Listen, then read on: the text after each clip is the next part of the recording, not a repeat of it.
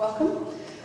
Tonight we'll conclude our Sliver series for the spring term, highlighting architects and designers in search of the voluminous. I am pleased to introduce Petra Blaisse tonight, who is working to create the voluminous, working with a sophisticated use of fullness and volume to generate complex spatial atmospheres that challenge the flat, autonomous surface. The work ranges from opulent gardens, immense curtains, and intricate wall coverings. Petra Blaisse is a designer working in a multitude of creative fields, including textile, landscape, and exhibition design, frequently blurring and clashing the two to create something very new. She founded her office Inside Outside in Amsterdam in 1991.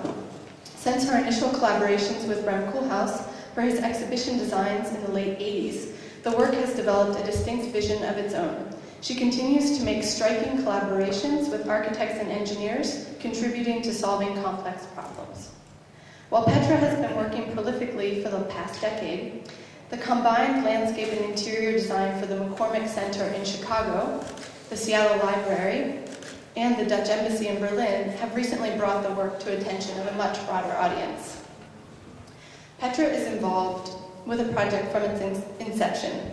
These ventures often explore surfaces and boundaries, experimenting and transforming old-fashioned conventions into the unexpected. She uses materials inventively, folding, twisting, layering, etc., to create new and often voluminous effects. Her work is strong, elegant, and concise, evoking subtle effects while solving functional requirements such as acoustic, climactic, shading, and spatial necessities. Her work is not just an integral part of a building, but I would say a definite highlight. We are pleased to have you here tonight, and I thank you very much for coming.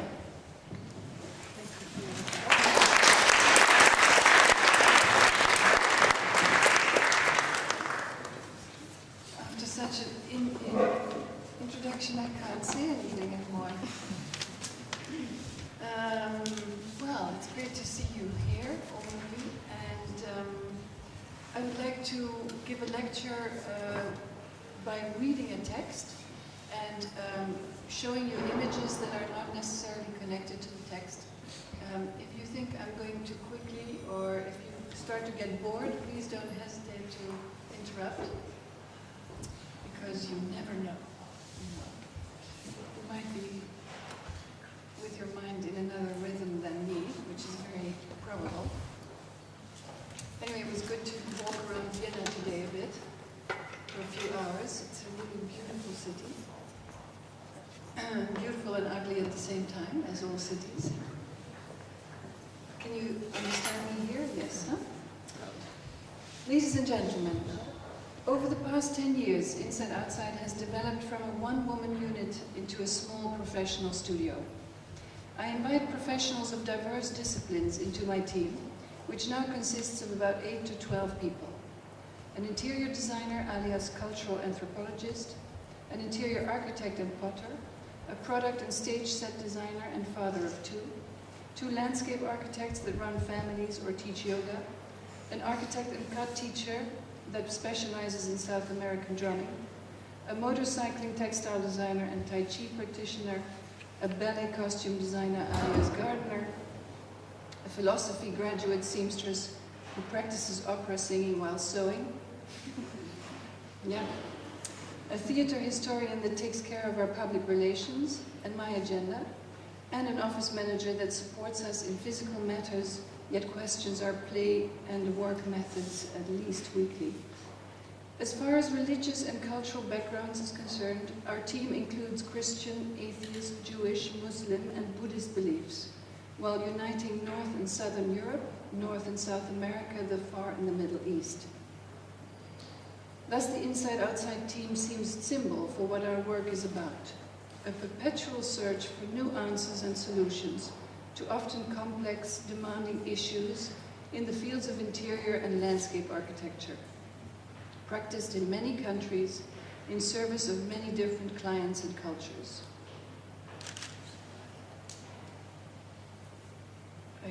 We're working for Ingenhoven Architects in Zurich, for Swarovski, new headquarters there. And we're working on a temporary installation in Madrid at the moment. And inspiration comes from many sides, of course. And we can do what Greg Lynn and you all do with enormous difficulty in the computer, much more ease. This is the first models for the Chicago McCormick Tribune Campus Center at the IIT in Chicago, where we used actually Mies van der Rohe's drawings of trees, which he used particularly in his private houses and villas, and enlarged those as a print on a blackout material, but actually we printed both sides of the material. So it's printed exactly positive, negative. And it aligns the entire facade of the McCormick Center, so it changes the building quite a bit. This is the wallpaper, one of the wallpapers that was talked about. This was part of the landscape design for the IIT, together with Kate Orff from New York, who helped us a great deal there. And this is how a public park can all of a sudden change into a desert, because they're making a new underground parking lot. And so we have to replant and recreate the park after they've finished. This is one of our arts commissions for a music hall in the east of Holland, 150 meters long wall and between 9 and 16 meters high. And we developed a unique, let's say, one-time wallpaper combined with brushes, and it's all about music and rhythm and sound waves. We also sometimes make something that I don't understand why we made it, but this is for Schiphol Airport, a commission for one of their toilets in the F Pier. And they wanted a Dutch image in the form of tiles. So we took one of my photographs of the Dutch beach, and this is for Irish architects in Milan. Anyway, you can see a lot of things, big and small. Inside Outside is a design firm that addresses both the interior and exterior space, accepting commissions of small to very large scale, both within the Netherlands and internationally. We focus on the interaction with architecture and the intent of the architect, on sharing the initial speculative moments of a project and taking part in its development from beginning to end. Our work continuously anticipates various aspects of a project,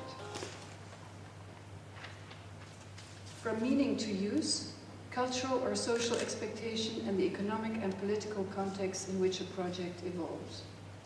We begin by researching both the conceptual and subsequent phases of a project, work through design development and tender phase to production and installation, and then to maintenance, restoration, or adaptation if so needed.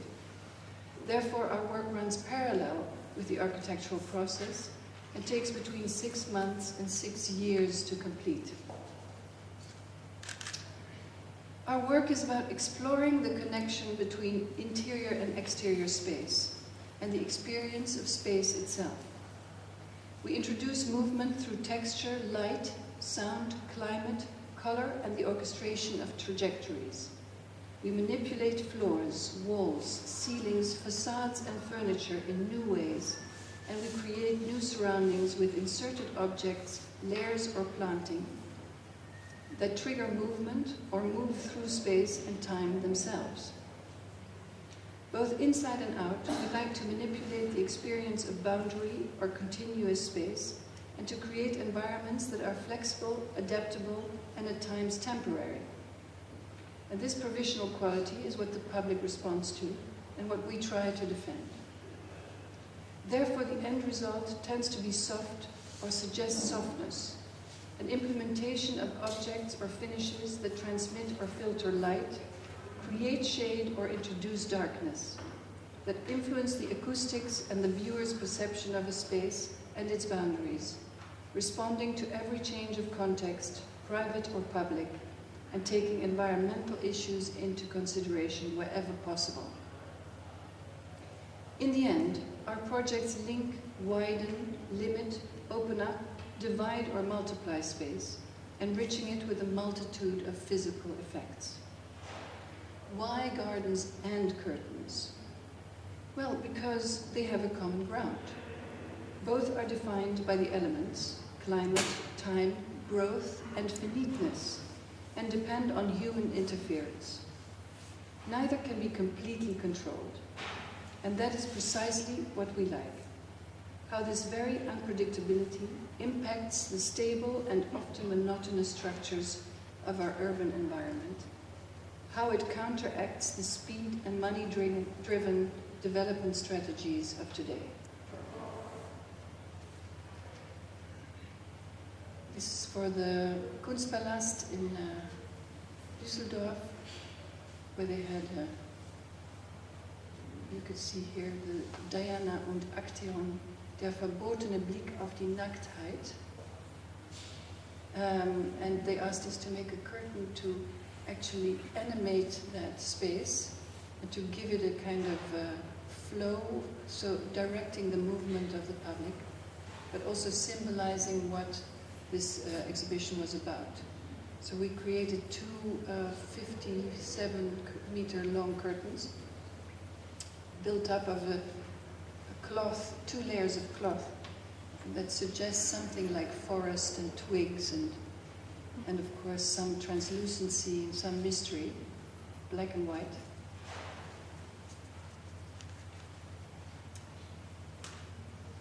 We just delivered something for the Guggenheim Museum. We were asked, together with 400 other artists, I think, to make a proposition for the interior space of the Guggenheim.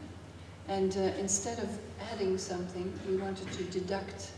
And so we took everything out, and we only made all the back walls black velvet, so that the acoustics would be enormously muted, and the spiral would be extremely present as a more graphic experience, and the light from the roof extreme, so exaggerated, so that you would get a kind of maybe holy experience with a mirrored floor, which made this whole spiral endless. I dare to state that Inside Outside has helped the curtain to emancipate from its traditional responsibilities, identifying private space and protecting the human from natural forces in so-called primitive times, later becoming a tool to prevent cold, light, and the human gaze to enter the built interior space, to discover entirely new roles. One important tool to achieve this is the form of the track. The track, like the path, choreographs movement and thus leads the curtain in, out, and through space, changing its appearance and effect with the speed with which it moves and detaching it from the architectural form itself. The curtain thus becomes a personality of its own, invading, inhabiting, and deserting a space, opening it up, dividing or multiplying it. It can be silent, restrained, noisy and elegant, overwhelming, blunt or breakable, but it can at any given time diminish or expand its volume, undulate or stretch, fold, pleat, roll or shift, flutter or wallop, reflect, absorb or radiate, thus forever changing the acoustic, visual and mental atmosphere of a space in its passing. Am I reading too quickly? Can you follow? Can you hear? Good.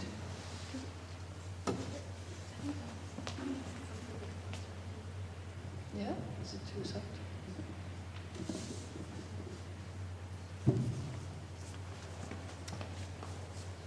A key discovery for Inside Outside in the past decade, this sounds like echoing. No, not for you. Is it okay? It's good. It's a beautiful space, but there is some textile up there. Yeah. Good. Looks romantic.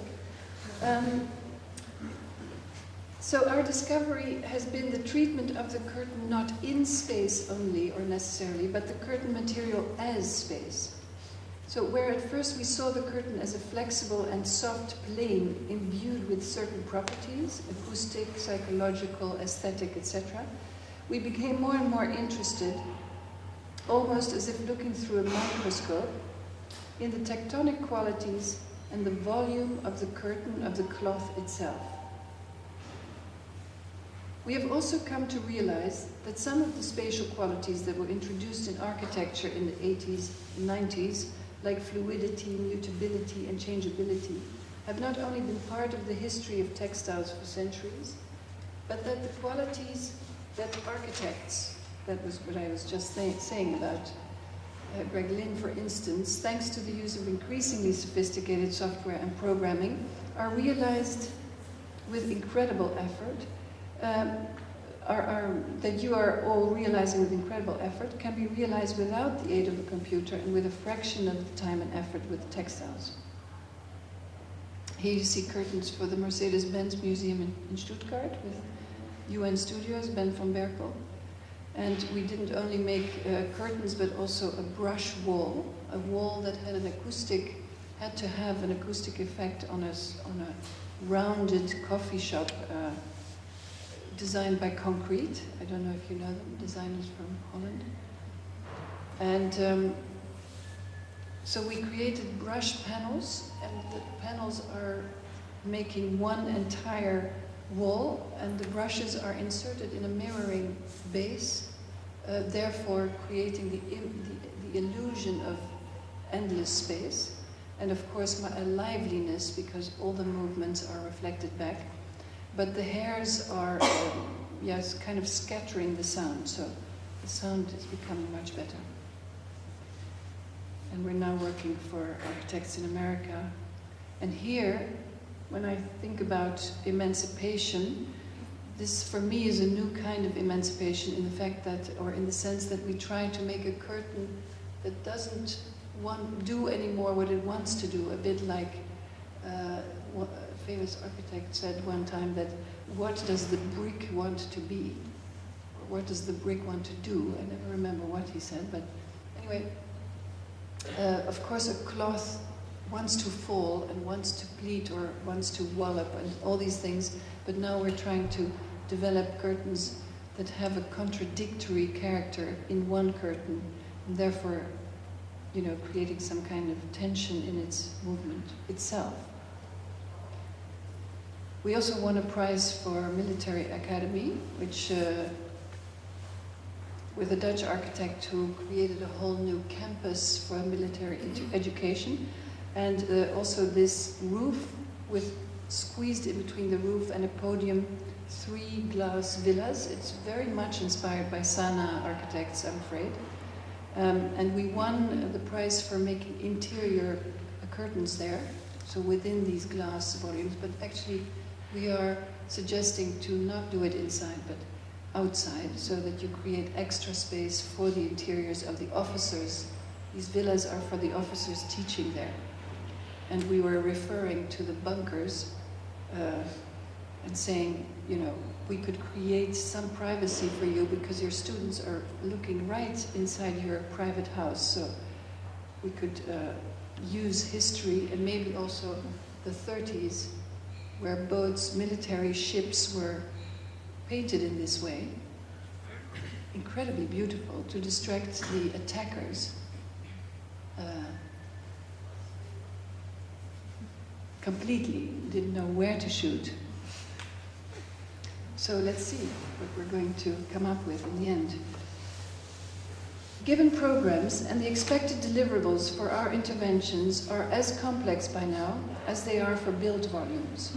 Apart from acoustic absorption, separation or reflection according to a meticulously detailed program, our curtains are expected to meet measurable requirements like sun reflection, temperature reduction, glare controlling, view filtering, darkening, shading, wind reduction, climatic protection or isolation, etc. They need to be fire resistant, color fast, long lasting, easy to handle, and they have to meet site-specific maintenance expectations. Their weight requires specific instructions in the roofs. Their trajectories impacts the design of the ceilings, the floor plan, the pattern of the transparent facades. And their storage volume influences the size and positioning of walls. This is for the Casa da Musica. I don't know if you've been there. You've seen here, probably, this is how we work with architects from the stage of the model making and thinking with them about how you move through a building, how the light comes in, of course, how the acoustics can be influenced, etc.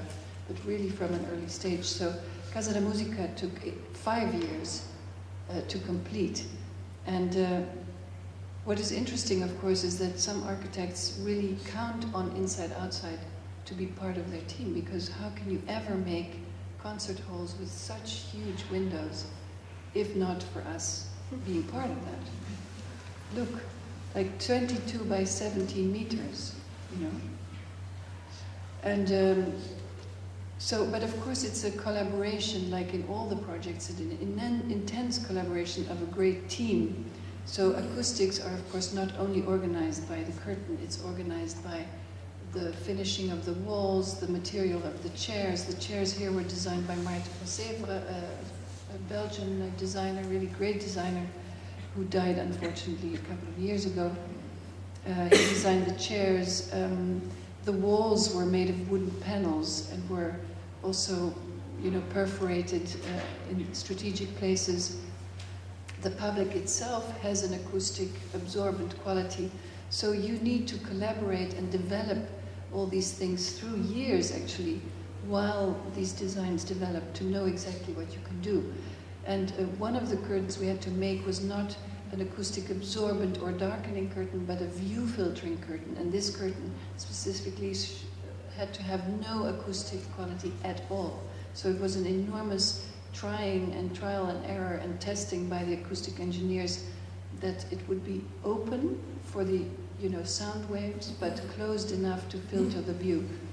And we made 2 of these curtains on 2 sides because the building of Casa da Musica is like, I always compare it to an apple. If you work in landscape, if you make a garden and you eat an apple outside, you're not going to peel it, like a spiral. You just cut off pieces.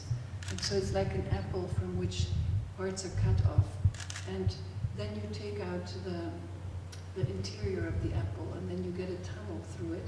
And that's what the main auditorium is like. It's cut through the volume, and it has windows as big as the space itself on both sides. And then there's a small auditorium as if it's cut out of the apple on one side too. And that has a window to the main auditorium and a window out to the south. So anyway, so in the main auditorium you have 2 huge windows. And we made 2 of these view filters, one in black and one in white. And they refer to the Portuguese Catholic church and the Catholic culture, where women go with their lace, lace covering their heads, and it's white when you're not married and black if you are married. So here you see the black curtain. And it's composed of strips of 2.5 by 22 meter, and there's this construction of an aluminum profile with a profile that allows the strips to be slid in and out, so you can slide one out to clean it, for instance. And then all these structures are connected with cables, and there are hidden motors in the ceiling.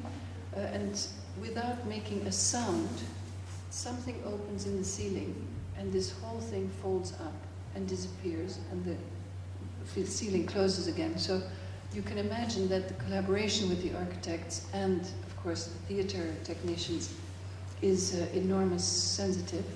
We also designed the finishing of the walls. So this is gold leaf.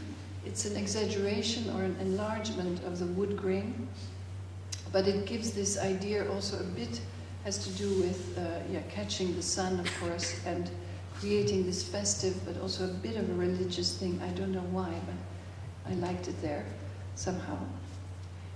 And these are sun-reflective walls, and they disappear in hollow walls. And this is in the small auditorium where we created darkening curtains But of course, it's full of holes, so the daylight comes in. So what you see is daylight coming through holes and the lining. This is again in a large auditorium where you see the view filter, but in front of it you see a blackout curtain. It's a bit like the curtain in Chicago, which I showed you with the Mies van der Rohe things. This time we printed it with our own working drawing of the curtain, because we have to make working drawings. The curtains are tendered just like a building. All kinds of curtains. 9 curtains, 11 curtains. Curtains for a house der Kunst. Some people are really sleepy, so I think I'm going to go a bit quicker. This is quite a political thing because it's about an old building from before the war, where Hitler has given some speeches and where the architect made a real classicistic building. And it's in München, and it was always hidden. Everything that made it reminded of that time in Germany was hidden until the new director, Chris Derkon, came, which was, I think, 4, 5, maybe 6 years ago. And he said, okay, the time is gone to be ashamed of your past. We take everything off, and we show again everything that the building used to have. So what you see is that the marble and the decorations and the mosaics and so on are back, except that in the past the ceiling, here the glass roof was actually decorated with swastikas, as you see here, and that was taken off, and it's now a very innocent decoration. And the director asked me to make curtains on the 2 outer sides of these columns, so that you would create a separate room where they could, give parties and dinners and openings. And the acoustics would be improved. But we suggested something else. We suggested to not go behind the columns on both sides, but to shift the architecture, to shift the whole idea of regularity and rhythm, and to make the curtain in front, and to give it a rounded corner, denying the architecture, and also to make the curtain also at the same time a projection screen, because Haus der Kunst has an enormous collection, and many, not a collection at all. They give lots of exhibitions on video and film art. So it is a very restrained curtain, but huge. It's 600 square meters, and it weighs about 500 kilos. And it does a lot of things. It darkens, and it creates space, and it changes space, and it changes acoustics, and it welcomes people. We have a storage organized so that it disappears from the space and becomes an object in itself. And on the other side, so on the lining, on the back side, there's information about, the plan of the Haus der Kunst, how you get, and there is, of course, this, exits. Maybe inside-outside works in the line of the 17th century European garden tradition, i.e. manipulating nature into exterior interiors and using landscape imagery to create spatial illusions in the interior, when we use nature as part of a sequence that ultimately invades the inner core of the building itself. In projects like the Kunsthal in Rotterdam in the early 90s, the McCormick Tribune Campus Center and the Seattle Central Library, we want to re-privatize the garden, folding the public garden that is created outside into the building, at the same time breaking open the interiors through reflection and by letting the materials inside the building seep into nature, passing through and into each other or climbing upward and outward. Thus the garden becomes trajectory, entrance lobby, auditorium, a group of columns, a field of colorful chairs, a curtain. Garden paths become meandering trajectories through interior space that often lead to the garden's reappearance on the roof. The threshold between built and unbuilt space becomes less obvious, and this continuity becomes the primary experience.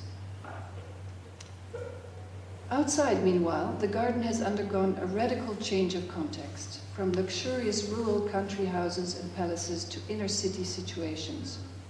City, traffic, and inhabitants interact with landscape on a daily basis, changing it from an enclosed private oasis to an open space that has become public, a shared garden for all people, a welcome relief from the defined urban living space. Yet the city park of today is no longer the innocent garden-like space that is made only for the distraction of and health of the users and is owed to a building or monument of some kind. It has become an important political and strategic tool with which a city triggers extra sources of income, manipulates its voting inhabitants, and organizes its infrastructure. This is, well, you've seen it. It's the Milan Giardini di Porta Nuova park that we designed for a competition years ago, 2004. We heard that we won it, and we're still talking about getting a contract, but that's nothing unusual. And of course, the whole question is, will it ever happen? Because it all started with developers around that area, and the developers are really having a lot of influence on cities these days. And the city says to its inhabitants who might protest the whole situation, well, maybe, please relax, because we are going to make a beautiful park in the center of all these new buildings. And although you are taken out of your houses, and although we are taking out or taking down your buildings that you are so used to and rebuilding new things, you will have a park, and that park you can share and use. I won't go into it because I think the lecture will take too long. Maybe later if you still feel like it. Inside Outside finds itself working with the inheritance of this development in which contradictory expectations and requirements linked to use, safety, technical and environmental restrictions, labor regulations, maintenance levels, available budgets, and local culture, ambitions, and traditions are setting the tone. Fascinated and appalled by this obsession of complete control over the public realm as the most obvious consequence of Western politics today, we feel the urge to reintroduce that layer of our cultural inheritance that we start to miss so badly, namely the unique and exceptional qualities of the mysterious, of the private garden, and its immediate connection to the adjacent and unrestricted interiors. The Villa Bordeaux in Florac, which we did with OMA, and other people, of course, an enormous team. In the past years, I think 4 years now, Inside Outside was lucky to be introduced as landscape designers for new development areas, the scale of which imply entirely new city parks. The plans we work on are mostly in parts of the world that are experiencing tremendous population and economic growth. In association with various architects, we are currently collaborating on projects in Dubai, in Ras Al Khaimah, in Jebel Al Jais, Kuwait, Qatar, Georgia, China, Latvia, Switzerland, Germany, and last but not least, the Netherlands. In most of these projects, we formulate strategic landscape recipes for entire areas where green, meaning patches of thick planting that cut through the hard surfaces of streets, sidewalks, plazas, and parking lots, is used to orchestrate the building plots, steer the traffic flow, and temper the climatic conditions. In all the projects, the planted landscape organizes the phases in which an area is developed, filling in and taking out, at the same time feeding the area through all phases with planting, pumping green into the new city throughout its development, creating streetscapes that envelop and open up, that mark areas and define borders through their materiality, thus introducing environmental research also into the project to save water, to protect local plantings and animal species from extinction, wherever and whenever we can. So it seems that in these projects, we may introduce the entire scope of inside-outside fascinations, treating the public space outside as a series of interior rooms, with plant compositions in various degrees of control, from starkly trimmed carpets to voluptuous plant compositions to totally wild patches of forest, and using street finishes that refer to interior floors of country houses and castles, or that integrate demolished building materials, and treating the interior space more and more as enclosed landscapes with a view, thus connecting and breaking open all that is urban outside and within its walls and boundaries. So this last project that you're seeing is in Shenzhen. It's a stock exchange tower by IoA architects in Rotterdam that you might know also. And we are doing all the landscapes. And it is a bit like the first real big landscape commission I had in '97, when I still worked alone, and I had to make the landscape in Seoul, in Korea, for 4 different architects, Jean Nouvel, Mario Botta, OMA, and Terry Farrell. And they were asked by Samsung to create 7 different cultural buildings in Seoul, in an area that had to be, and we were asked to connect all these buildings with landscape. And in that kind of urban condition, you get the most diverse situations. So also here in Shenzhen, we create everything that is outside space, but on all levels and in all interior spaces as well. So we have a park which is partly full soil. We have plazas, interior gardens, patio gardens, sunken gardens, walled gardens. We have a huge garden on top of a podium which is on 60 meters height, where the tower sticks through, which you saw in the earlier images. And we created a kind of pattern there that holds the middle between them. It's actually inspired on a medieval carpet, but it could also be a Chinese paper cut. So the whole concept of this landscape is to merge Chinese and Western culture in this garden. And so it is an enormous, intense and complex way of communicating, because what we learn while we work, and I'm not sure how you will have that in your future and in your work, but working globally is really intense in the sense that every country has its own language, of course, but language also in the way of how to show things to each other, how to explain things to each other. So in the West, we could maybe talk a lot, or we can show this kind of drawings, but in China, they expect a completely different way of working.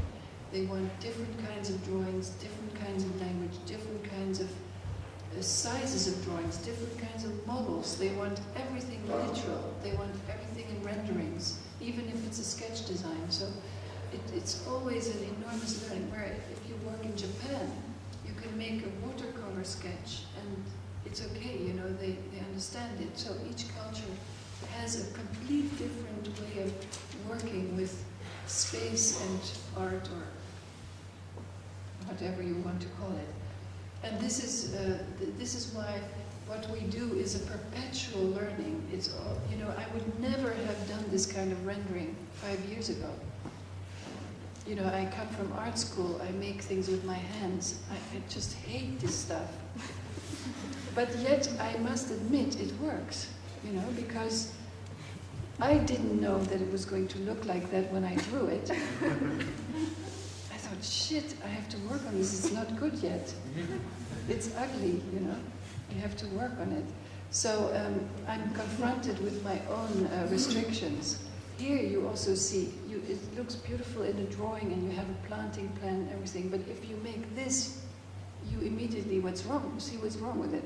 So it is true you have to do things, thanks to these kind of very demanding clients, that bring you further, and that, you know, that force you to take up people into your team and have a different way of working each day, actually. So, actually, this whole presentation is schematic design. You know, and in Holland, this would be design development, more or less. Because what I don't show you is all the working drawings of all the details. How the water is, how the drainage is, how it's built up, how everything is already, they could actually more or less build it. But we are still going into design development, so I'm very curious what's going to happen. Anyway, thank you so much for your attention.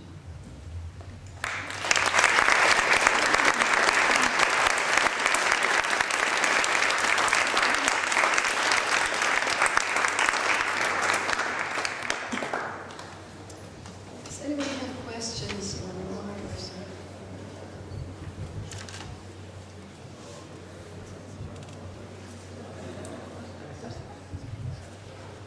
Yes, please. Do you have a microphone? Or? Did you work is so that diverse from the beginning, or did you change later on to work in different fields, or this interdisciplinary way of working? Did you work like that from the beginning, or did you? Yes, I think I did, yeah. Shall I explain? Well, I started as I did art school, and then I did a lot of jobs. I never finished my art school. I'm a real 70s girl.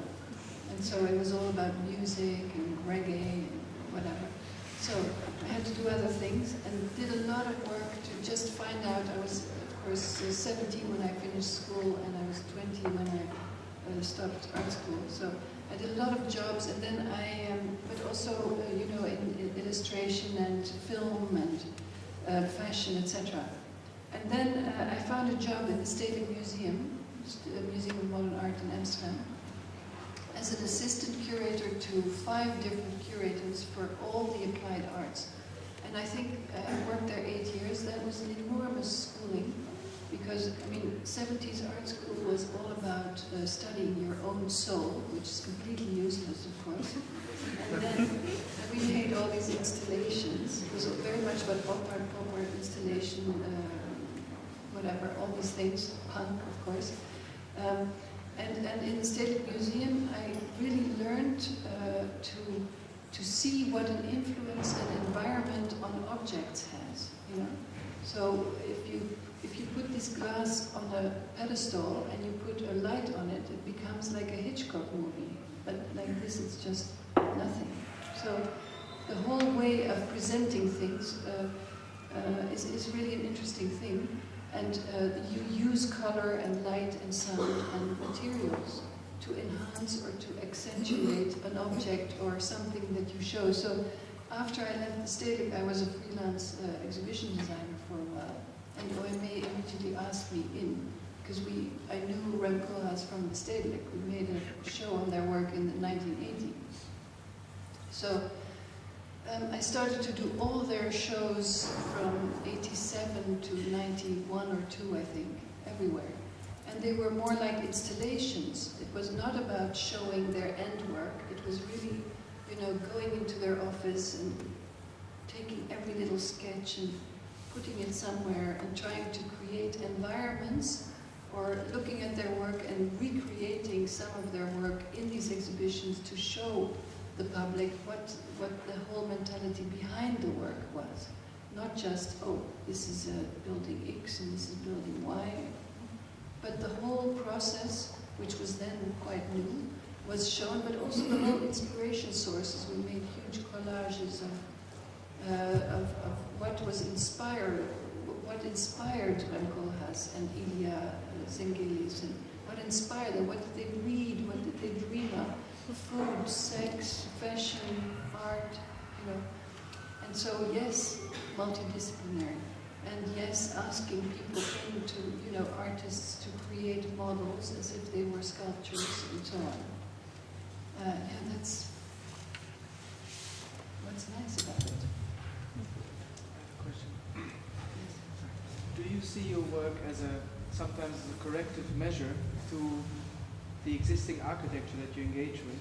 For example, if you introduce texture, materials, color, movement, and at the end of the day growth through vegetation, you do things that the existing situation before you've been called in doesn't provide.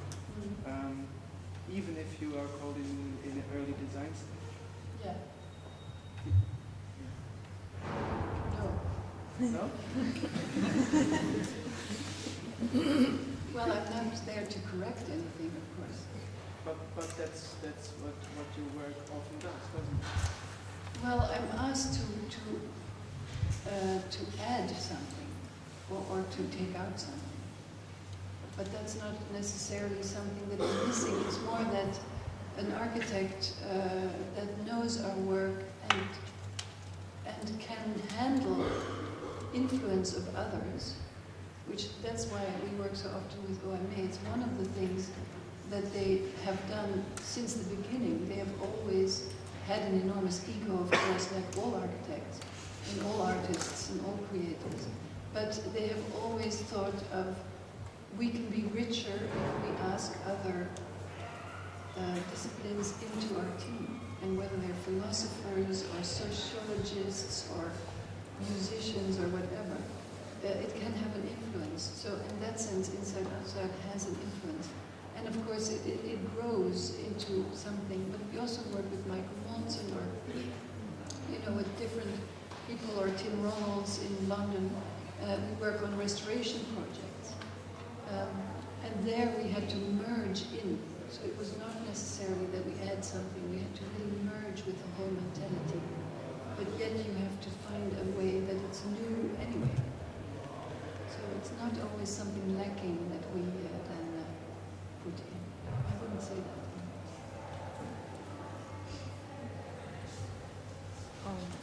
It seems like elegance is a very strong part of what you show. Do you feel like perhaps this effortless sophistication that you provoke is not only a natural part of how you design, but there are other forms other than fashion, material, and textiles that you mentioned, perhaps theorists that affect how you design, perhaps in terms of art history, art historians? Are there any particular ones that you personally are affected by, or? Certainly, yes. But not as a means or not as a recipe, like, okay, now I'm going to read Heidegger and then my curtain is therefore pleated or something. So it's of course you get your inspiration everywhere. I get inspiration from you right now. So I mean, it's, you don't know it anymore. Just what we think we are doing is very dry. We have an architect, we have a project, we have a budget, we have a program.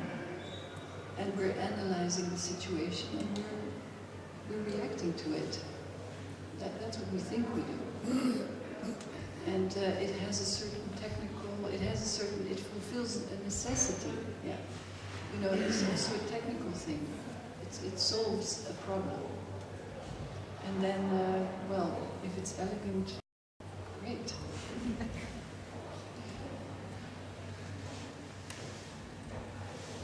Can I ask you something? Do you have, are you all architects, or are there also landscape architects here, or fashion designers, interior architects, product designers, photographers? No? What's product designer? One product designer. 2. 3. Great. Well, and you're all married to architects, of course. But anyway, I hope you will get inspired by everything that is happening now, and even by the economic crisis, because things are changing. Not only thanks to Obama, of course. And I think it's an interesting moment now because of the economic crisis that we have a bit more time because we have less work, which is in itself a real problem financially, but psychologically and creatively it's not a problem at all. And actually we have more time to research, more time to interact, more time to communicate, more time to see people, more time to overthink what we are actually doing, you know? Because you never have time. You have a race against the clock like you have when you finish your studies, but then perpetually. And especially if you work also in China and the Middle East, where before the crisis people thought, hey, come on, you know, we have money, just finish it tomorrow. And now everyone is like that. And so it could be really good. So I wish you all the best. Thanks very much.